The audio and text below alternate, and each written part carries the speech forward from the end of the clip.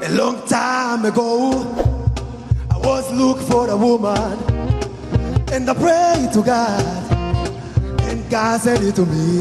A long time ago, I was looking for a woman, and I prayed to God, and God sent it to me. The best woman in the world, I found a good woman. The best woman in the world, I found a good woman. I found a good woman.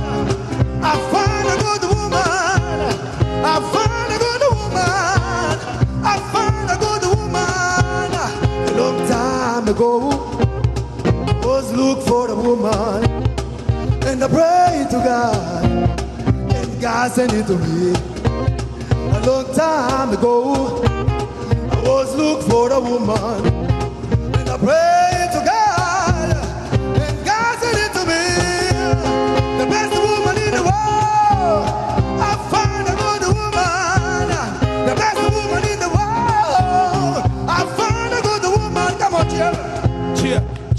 E como Deus, eu cheguei para abençoar-vos. Talento em excesso, se calhar calvo calvo. E não tem como, eu vou passar 7 palmos. Não tem como, isso não é verso, poesia de salmo. Não é um engano em plena segunda-feira. Ei, dizem que eu sou rei banda na lapiseira. O talento é concreto, eu toco espibetoneira. Eu tô muito fresh, o corpo da vida é geleira. Eu tô danger, conectado ao Igor Beza. Dizem que o GM é doença, me chamem dengue. Eu não tô no Brasil, eu sou antigo na arte, venho do ventre do vinil. A conexão é pura e eu gostei da vibe. E só quem entende hip hop sabe que a arte é uma. Tô muito branco parecendo pedra una, penetrando o movimento, tenho dor na coluna. Olha só como é que isso está perfeito. Talento completo, GM é o aspecto, retrato farto. Dizem que eu gero impacto, não tem como eu adormento. Tô aparecedor de parto, santo, essa é a minha própria casa. Fica à vontade, é normal eu causar náusea. E dizem que o GM é muito desagradável. Eu tô armado em herói, eu tô dentro da Marvel. Yeah.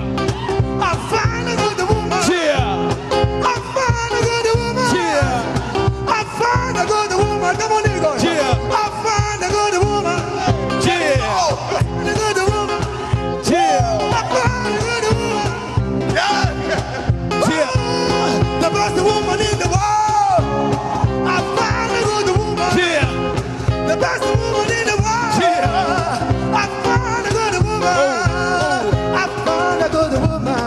I found a good woman. I found a good woman. I found a good woman. Sobre. Oh yeah. Uau, muito Mais bom, respeito, muito meu bom. bom. Mais palmas deles merecem mais. Top, top. Gark Sumba e GM. O improvável aconteceu. Aconteceu. Obrigado aos dois, hein?